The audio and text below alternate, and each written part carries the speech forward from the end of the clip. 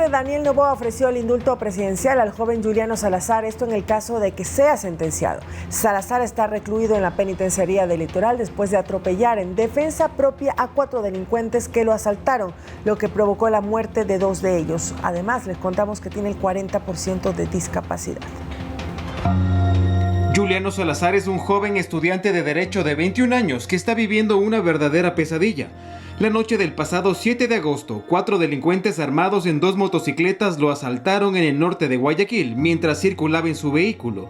Cuando intentaba buscar ayuda se topó con los antisociales y en defensa propia chocó contra sus atacantes, lo que provocó la muerte de 2 de ellos. El joven fue detenido mientras duran las investigaciones y trasladado a la penitenciaría de Guayaquil. Mi hijo no, es inocente, no lo digo yo, lo dicen las cámaras del sector. Pedimos a los señores jueces, a la justicia, que vean el caso y actúen en derecho, con humanidad. Sin embargo, Juliano tiene una discapacidad del 40%. Su defensa asegura que el juez debía aplicar el 537 del Código Orgánico Integral Penal. Que en ese caso en particular la prisión preventiva no operaba y tenía que sustituirla de conformidad con el numeral 3 y habla de la discapacidad, tiene que darle otra medida alternativa que no sea la prisión preventiva y que sea el arresto domiciliario. El caso llegó a Carondelet y fue el mismo presidente de la República, Daniel Noboa, quien se pronunció en una carta al país. Yo no seré un testigo pasivo de la indolencia y la incoherencia de un sistema que procesa a un joven universitario por defender su vida y la de sus acompañantes cuando fue agredido por 4 delincuentes armados. Hoy, ese joven está siendo procesado por el delito de muerte culposa. Es increíble que la víctima de la delincuencia sea ahora el procesado. Eso no es justicia. El primer mandatario dispuso que la Secretaría Jurídica de la Presidencia asesore y acompañe a los abogados de Juliano, quien está sometido a un proceso injusto, pues su inocencia y libertad están a juego por un sistema de justicia caduco e ilógico.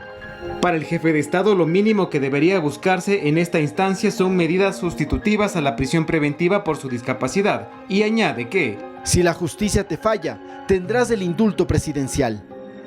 Desde que Juliano está en prisión, sus padres no han descansado por obtener su libertad. Incluso era el sustento de su madre, también con discapacidad, y su padre enfermo. Ya se puede imaginar, estamos completamente destrozados anímicamente. Él era mi sustento en mi casa. Y hoy en día, pues, él está en prisión, se puede decir, sin culpa ninguna.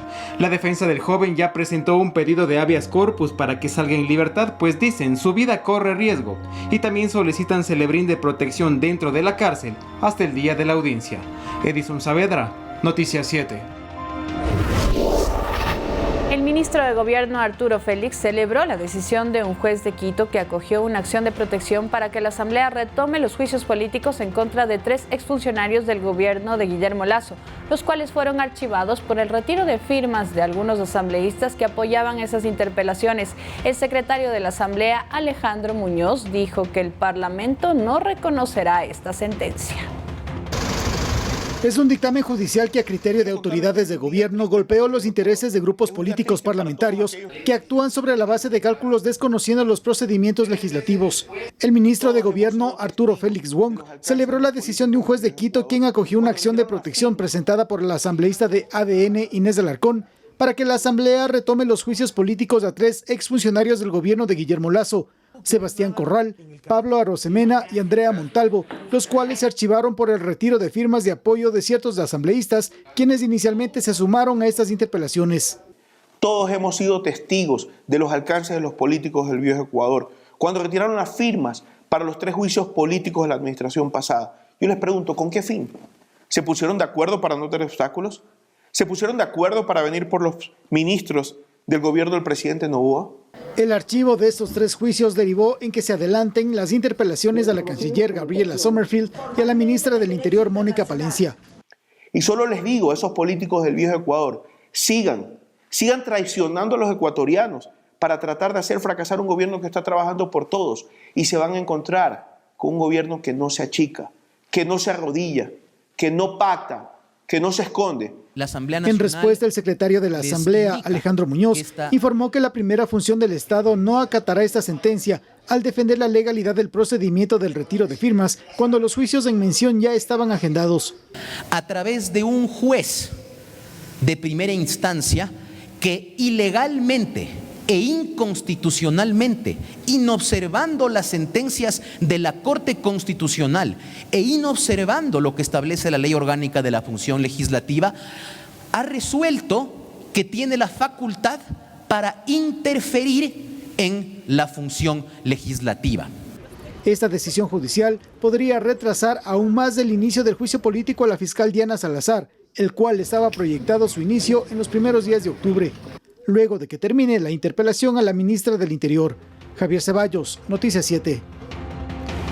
Por cierto, 1 mes y medio tomaría cada uno de los nuevos juicios políticos, es decir, que en el caso de que se los tramite a ellos antes que el de Diana Salazar, estamos hablando que el de la fiscal sería aproximadamente en el 2025. Pero hablemos de otros temas, porque la presidencia del Tribunal Contencioso Electoral, el TCE, sigue bajo disputa por la acción de protección que presentó el juez Fernando Muñoz.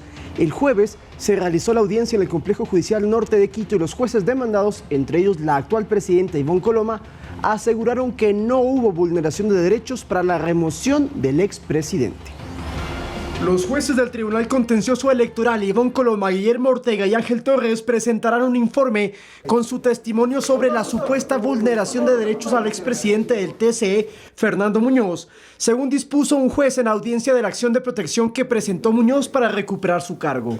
La defensa de los jueces electorales demandados aseguró que el recurso interpuesto por Muñoz no es procedente, porque sus derechos no habrían sido vulnerados. Pero el juez electoral no concuerda. Para usted removerle, tienen que decirle por qué, tienen que darle el derecho a la defensa, tienen que oírle, y usted tiene que contradecir esas supuestas inculpaciones, de manera que sí se han violado derechos. En la diligencia, los abogados de la presidenta Coloma señalaron que Muñoz no fue destituido de su cargo, sino que se le removieron las funciones atribuidas como presidente del TCE. Días atrás, la propia jueza aclaró en Noticias 7 que la sesión extraordinaria para cambiar a Muñoz de la presidencia no incumplió normas. La decisión que adoptó en este caso el Pleno del Tribunal por mayoría de sus miembros con 3 jueces es legal y legítima.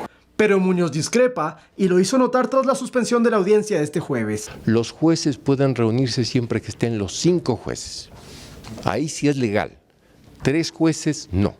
Eso nació de un acto espurio, de manera que no reconozco esa presidencia. Los 3 jueces demandados no se pronunciaron tras la diligencia, esperarán a hacerlo cuando concluya. Sin embargo, ya habían explicado los motivos para la remoción del expresidente. Tenemos un problema de gestión administrativa que incide en la parte jurisdiccional.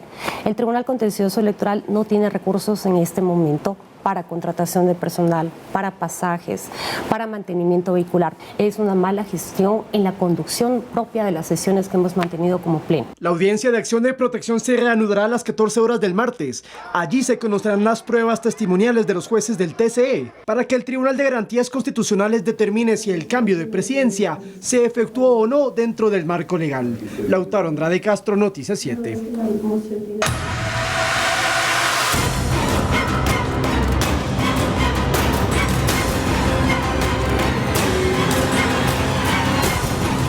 Guerra contra el terrorismo.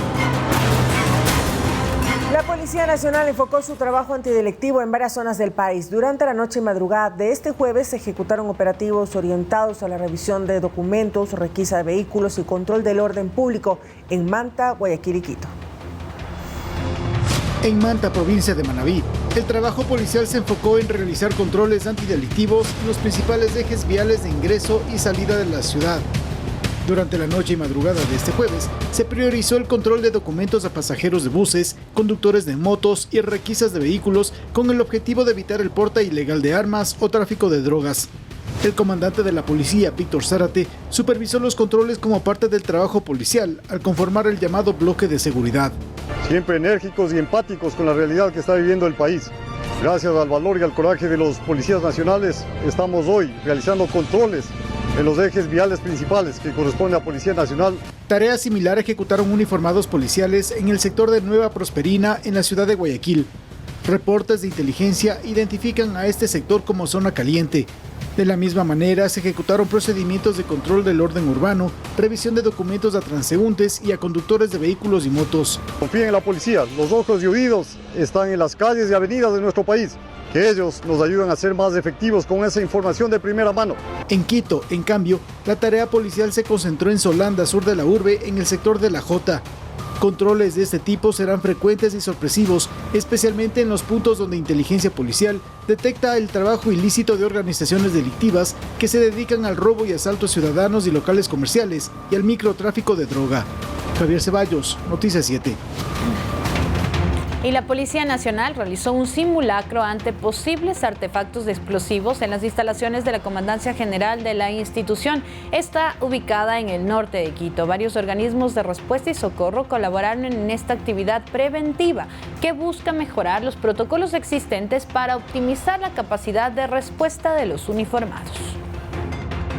Más de un centenar de policías participaron la mañana de este jueves en el simulacro de la detección de un objeto sospechoso en el ingreso del edificio principal de la Comandancia de Policía Nacional, ubicada en el norte de Quito. Esta simulación contó con la colaboración de bomberos, Cruz Roja, miembros de la Agencia Metropolitana de Tránsito y el equipo antiexplosivos del Grupo de Intervención y Rescate GIR. Representantes de la Policía Nacional señalaron que durante la activación se puso a prueba el plan de contingencia de la institución. La información de la evaluación de este simulacro será recopilada para analizarla y así ajustar los protocolos existentes y optimizar la capacidad de respuesta y socorro de la institución de seguridad. La jornada inició con la evacuación del personal del edificio policial y concluyó con la participación del GIR en la detección del supuesto objeto explosivo, la neutralización del artefacto y la activación de las acciones pertinentes. Sofía Vintimilla, Noticias 7. Cambiemos drásticamente de tema. El Ministerio de Salud ratificó que en el país no existen casos de la nueva variante de la viruela del mono. Lo que sí hay son 7 casos confirmados de la antigua cepa conocida como monkeypox. El mundo está en alerta por la nueva variante de la viruela símica o viruela del mono. Esta variante se la ha llamado Mpox, que ya está presente en varios países de la región. Sin embargo, el ministro de Salud, Antonio Naranjo, aclaró la situación de Ecuador. Esta cepa no ha llegado al Ecuador. Lo que sí existe en nuestro país es la antigua cepa de la viruela del mono, conocida como Monkeypox 2. Nosotros tenemos, desde lo que va del año 2024, 7 casos reportados de la cepa 2. Hasta el mes de junio, 4 casos, y en estos últimos tiempos pues han aparecido estos 3 más. Han sido en provincia de Guayas, en donde se han determinado estos casos. La cartera aclaró que de los 7 casos, 3 están en seguimiento epidemiológico por ser recientes, mientras que los anteriores se registraron en los primeros meses del año y ya no hay riesgo de contagio. De esta cepa que llegó al Ecuador en 2022 se han registrado más de 700 casos, que ya ha dejado varios fallecidos. Ha habido 14 personas que han fallecido, representa el 0,5%, 0,54% es de mortalidad. Para su identificación se usa una PCR que exclusivamente la realiza el Instituto Nacional de Investigación en Salud Pública. Si sale negativo, se termina ahí la investigación. Si sale positivo, se va a hacer una tipificación ya más específica, que es para ver de qué subgrupo es, si es 1 o 2. Pero ¿cuáles son los síntomas? Generalmente se presentan erupciones cutáneas, fiebre, dolor de garganta, dolor de cabeza, dolores musculares, entre otros. La forma de transmisión es sexual o por contacto físico a las llagas. Desde la cartera de salud se descarta que su transmisión sea respiratoria. Por ello, se desmintió un comunicado que circula en redes sociales solicitando el uso de mascarillas por esta enfermedad. Edison Saavedra, Noticias 7. Y a propósito del cierre del bloque 43 y TT, en la siguiente nota haremos un repaso histórico para recordar cómo nacieron las iniciativas sociales que buscaban desde hace décadas evitar la explotación petrolera en el Yasuní. Los pozos petroleros en el bloque Ixpingo, Tiputine y Tambococha, más conocido como ITT, están predestinados a cerrar. El 30 de agosto va a iniciar un proceso que lleva más de una década solicitándose. El bloque ITT se ubica en el corazón de la selva ecuatoriana, dentro de los 9.000 kilómetros del Parque Nacional Yasuní, y es el hogar de 1.500 especies de animales.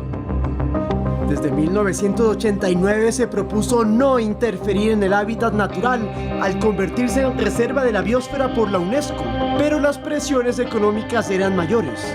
Entre 2007 y 2013 vio la luz la iniciativa ITT para conseguir una compensación internacional a cambio de no explotar el Yasuní. Ecuador contribuirá con el 50% del valor que podría obtener explotando el petróleo. El mundo deberá aportar con la otra mitad.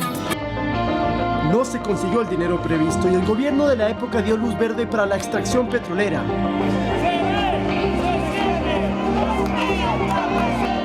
En 2013 nacieron los Yasunidos, un colectivo que buscó mantener el crudo bajo el suelo.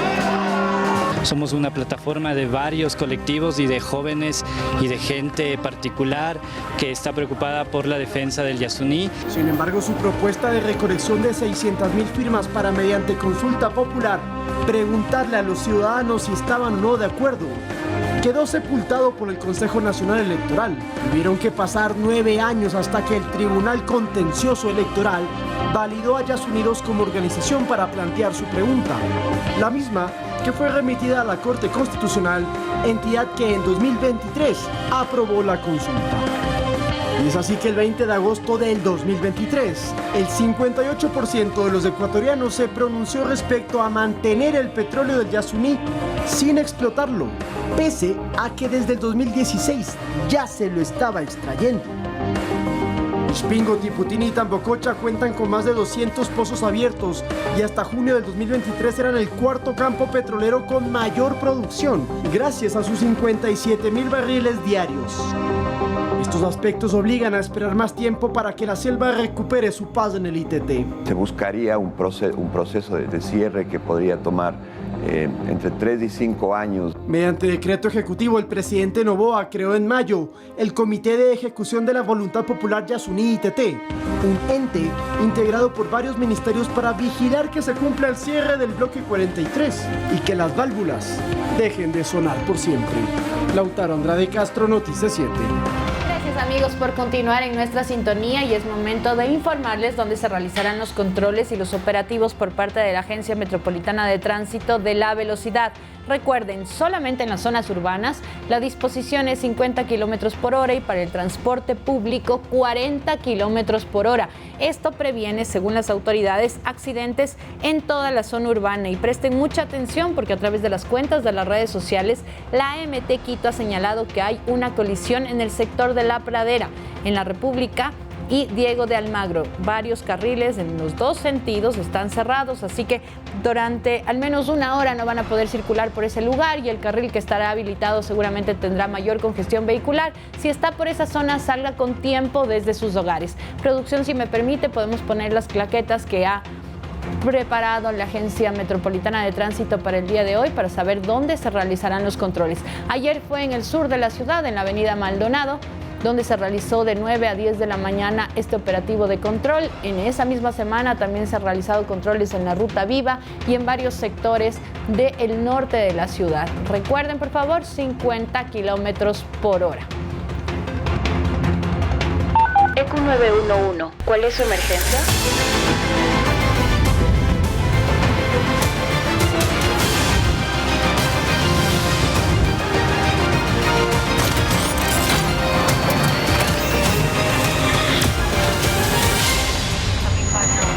Estamos listos con el Servicio Integrado de Seguridad ECU 911 y tenemos las cámaras de la ciudad de Guayaquil a esta hora de la mañana, 7:24. Estamos observando el puerto principal todavía nublado, también no sale el sol, pero el movimiento, podemos decirlo que también en día viernes como que está mucho más calmado de lo que hemos observado en otros días. En el sector de Terpel no hay nadie, no hay vehículos todavía que circulan por esa zona. Y en Plaza Colón también está muy, pero muy tranquilo. Y eso que es el centro, ¿no? Sí. En SECA podemos decir que en esta avenida, en esta arteria, pues que es amplia y grande, pues hay movimiento, hay tránsito. A esta hora, pues la gente se está desplazando a sus lugares de trabajo y de estudio. La verdad que está nublado Guayaquil y va a continuar así hasta aproximadamente las 11 de la mañana cuando se despeje ligeramente. No va a salir el sol, de hecho se prevé que hoy sea un poco frío. Estamos hablando de que en estos momentos están a 22 grados y se podría, si el clima así lo permite, en las próximas horas llegar máximo a 27, 28 grados, no tan caliente como incluso en esta misma semana, según lo que ha pronosticado el INAMI y otras aplicaciones del clima. Hasta 29 grados podría ser a las 3, 4 de la tarde. No será un día entonces muy caluroso, pero tampoco está previsto que haya lluvias en lo que es Guayaquil y esta zona también de la provincia del Guayas. Enhorabuena que el clima dé tregua, ¿no? Y no tengan tanto calor, al menos el día de hoy, para que puedan realizar sus actividades normales. También la aerovía funciona con total normalidad. Las cámaras del EQ911 monitorean no solamente las vías, sino varios sectores, como vemos en la Plaza Colón, las intersecciones, con detectores inclusive de rostro, para que así la ciudadanía se sienta más protegida. Vamos a ver, por favor, producción, la radiación, porque si ayer hablamos de que era extremadamente alta, con 14 puntos en Imbabura, con 13 puntos en Pichincha, para hoy, en cambio, como va a estar nublado, al parecer va a bajar el índice de radiación ultravioleta en todo el país. Sí, muy alto, eso sí, pero mucho menor a lo que estaba ayer. Así que, por un lado, es algo positivo y lo vemos en imágenes. Entonces, el cuadro está pintado de rojo y naranja, que son los niveles muy alto y alto, pero estamos hablando de que lo máximo viene a ser 10 puntos, no sé de producción si podemos ponerlo en pantalla completa para que lo vean nuestros amigos televidentes. Lo que sí se mantiene es en las provincias que tienen mayor radiación. Es cierto, ha bajado de 14 ayer a 8.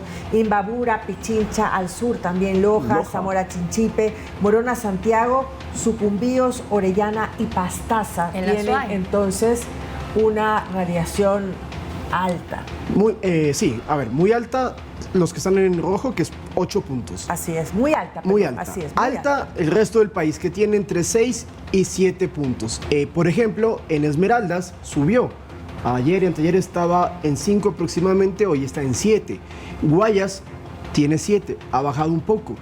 En la Sierra Central, a la gente que, por ejemplo, viaja hoy a Riobamba o a otros lugares del país, atención, 7 puntos es alto, no es tan grave como en otros días, pero igual hay que utilizar, ahí sí, bloqueador solar y también colocarse gorra y también evitar exponerse en ciertos horarios, Sofía. De 10 de la mañana a 3 de la tarde es la recomendación del INAMI, no exponerse si no es necesario para evitar a futuro inclusive un cáncer de piel. Eso es lo que puede pasar, ¿no? Ahorita tal vez no lo sentimos, los niveles de radiación tal vez un poco intenso el calor, a veces la piel un poco nos pica, pero ¿qué pasa después de unos años? Por eso la recomendación de evitar exponerse al sol de 10 de la mañana a 3 de la tarde. La piel tiene memoria, ¿ah? Y va acumulando toda la radiación que ha recibido durante los años, así que no es un juego, hay que cuidarse mucho. Si en varios años pues, tomó mucho sol, se expuso indiscriminadamente a la radiación solar, pues hay que tomar medidas como para un poco equilibrar esa alta exposición que se Muy interesante, yo desconocía de ese dato. Solo para cerrar el tema del clima, por cierto, no va a llover hoy en casi ninguna parte del país, excepto las zonas que son húmedas. Lo que sí es que muy frío. En La Tacunga, por ejemplo, 3 grados puede haber ahorita saliendo de la madrugada y en la noche. Lo mismo en Quito, hasta 8 grados se pronostica en la noche.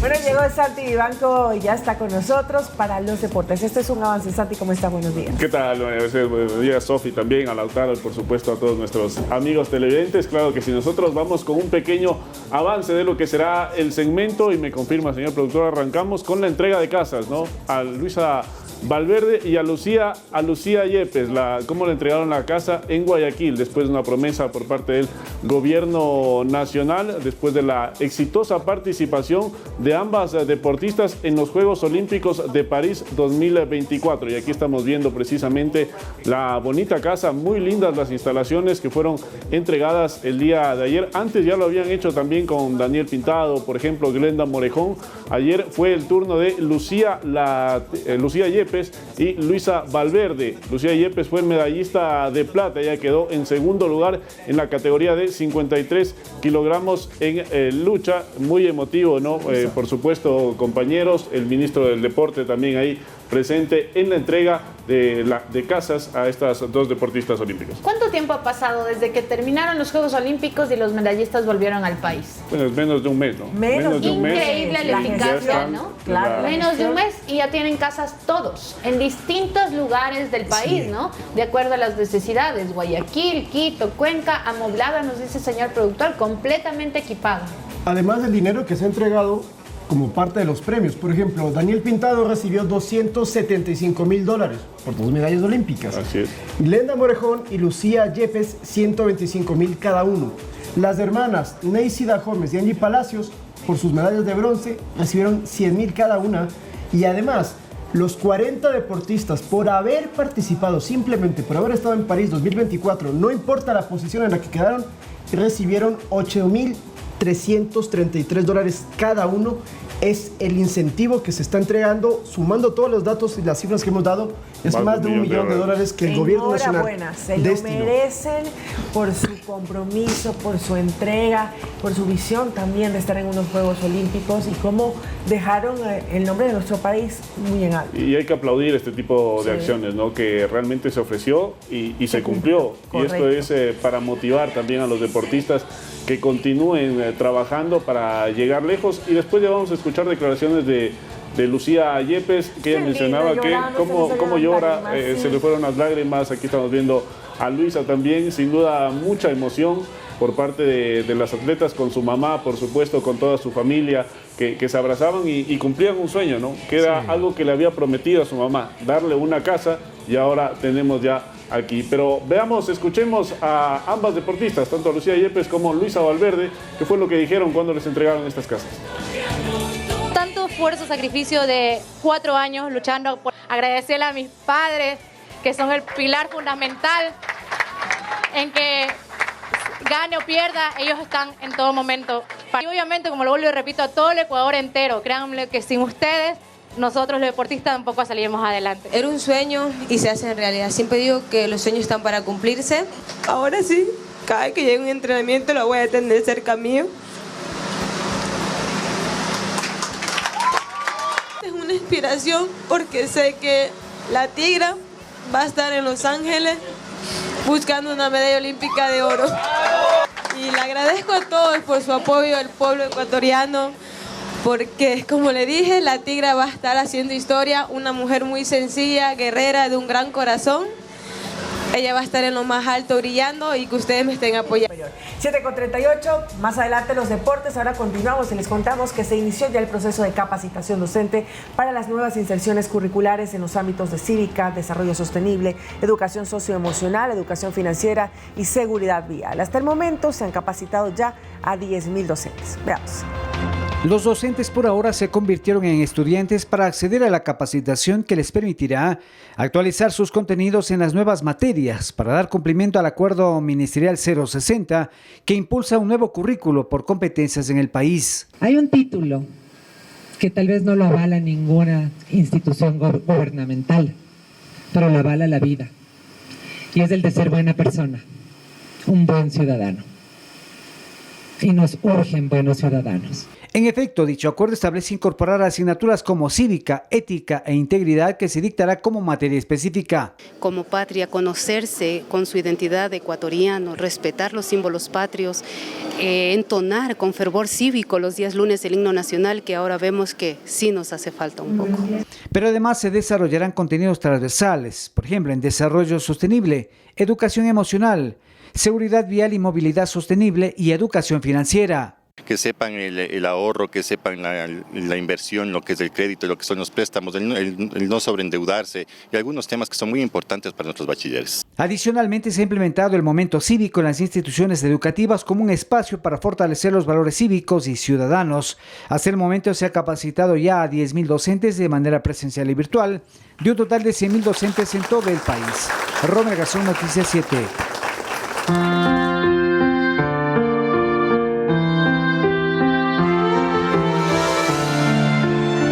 Congreso Eucarístico Internacional.